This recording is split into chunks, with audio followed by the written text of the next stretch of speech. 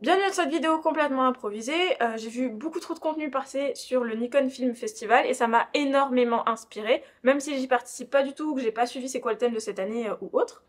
Juste en regardant plein de gens créer, essayer de faire des choses, ça m'a inspirée de ouf. Et en fait, je voulais réaliser un vieux rêve que j'avais jamais réussi à faire, c'était de filmer mon premier court-métrage. Sauf que ça demande beaucoup de compétences techniques, déjà, un petit peu de matériel, on va pas se mentir, et surtout quelqu'un a filmé ou articulé un petit peu son scénario pour se filmer soi-même. Et moi, je considérais que j'avais pas assez de compétences techniques pour à la fois faire toute l'architecture du projet et en plus me filmer moi-même. C'est-à-dire réfléchir les angles de caméra et tout pour que ça soit en fixe pour me filmer. Donc j'avais besoin d'un cobaye test. Et c'est là où il y a eu un alignement des planètes, je vous explique même pas. Ma meilleure amie devait venir à Marseille pour me voir un week-end. Le week-end là, il pleut. Il pleut comme jamais. Donc, je lui propose. Je lui envoie un message, je dis salut, il fait moche, on va sûrement rester enfermé chez moi. Viens, je te propose, on filme un court-métrage.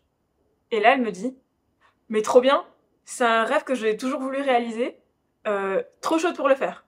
Alors là, je vous explique même pas.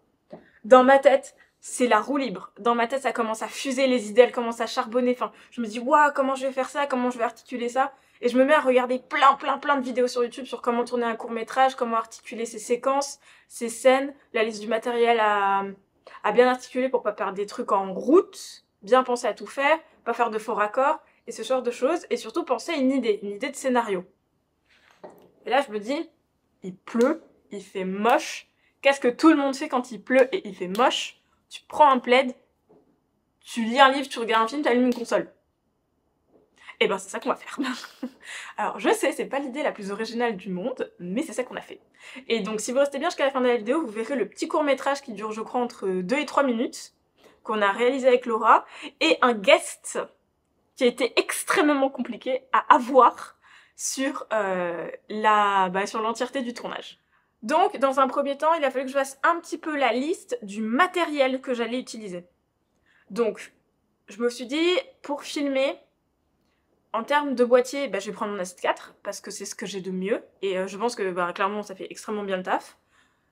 Pour les réglages, du S Cinetone, de l'ISO automatique, mais de temps en temps, c'est moi qui faisais le réglage à la main, du F4, et après la fréquence 1/50e, parce que je tournais en 25 images par seconde, avec le 4x4 10 bits.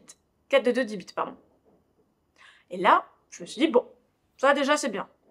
Ensuite, l'optique. Je voulais quelque chose d'assez polyvalent pour faire des plans très serrés, des plans larges, sans avoir besoin de changer d'optique à chaque fois. Je vais vous expliquer pourquoi je voulais pas changer d'optique. Parce qu'à la base, j'aurais pu. Mais j'avais un plan. Donc, le Tamron 28-75. Tout simplement. Et après, je me suis dit, bon, moi, j'ai des bras de crevettes. Ça se voit là. Y a rien là-dedans. Donc, je ne sais pas stabiliser un plan. Je suis toujours comme ça, là. On dirait que j'ai Parkinson. Et j'ai un gimbal que j'ai acheté il y a 3 ans, peut-être, et qui dort dans un placard. Ce gimbal, c'est celui-là. C'est le Zhiyun Weebill S. Voilà.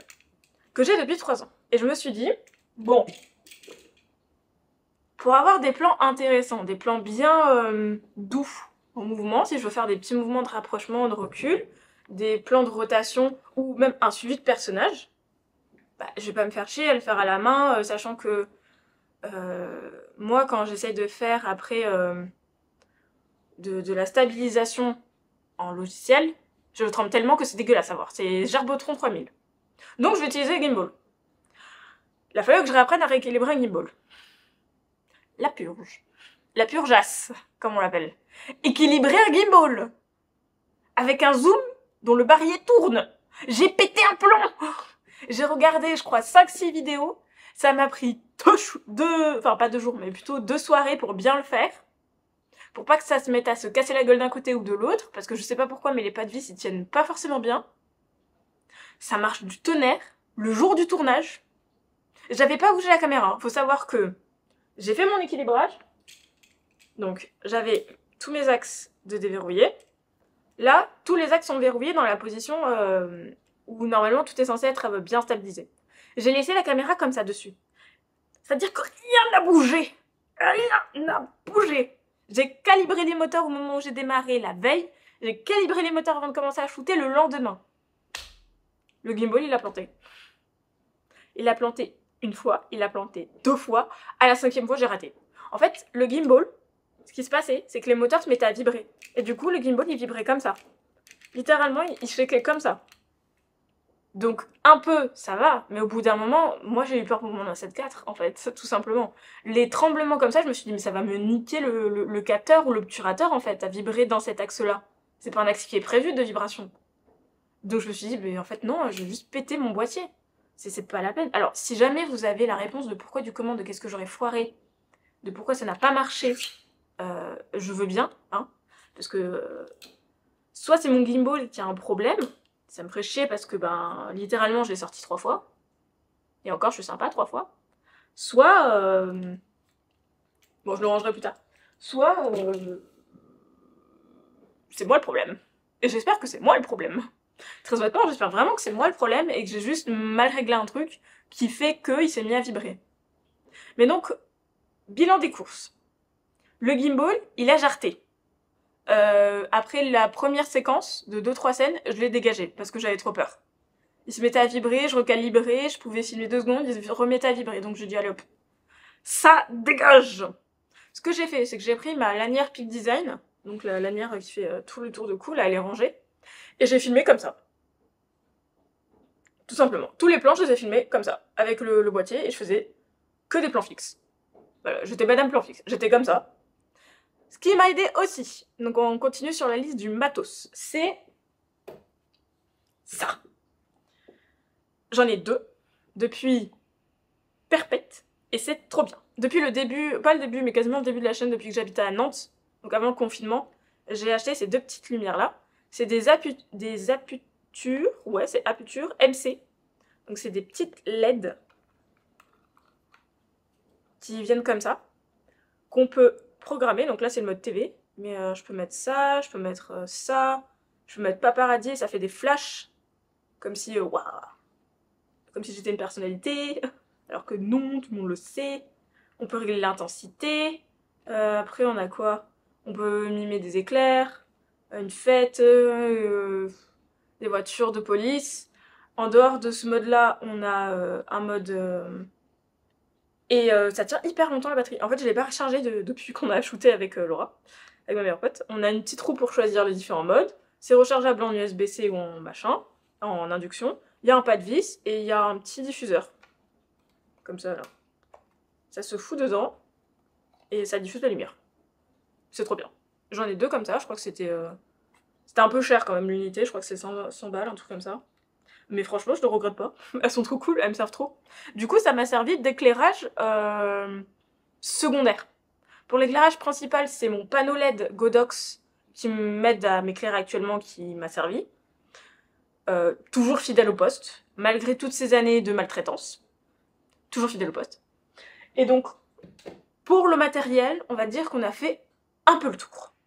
Alors maintenant, pour la réalisation, le jour J. Voilà pagaille. Voilà pagaille. J'avais prévu un scénario avec un enchaînement de plans que j'avais filmé avec mon iPhone chez moi pour avoir une idée à peu près des valeurs de plans que je voulais. On a suivi un quart. Le reste, ça a été du talent du début à la fin.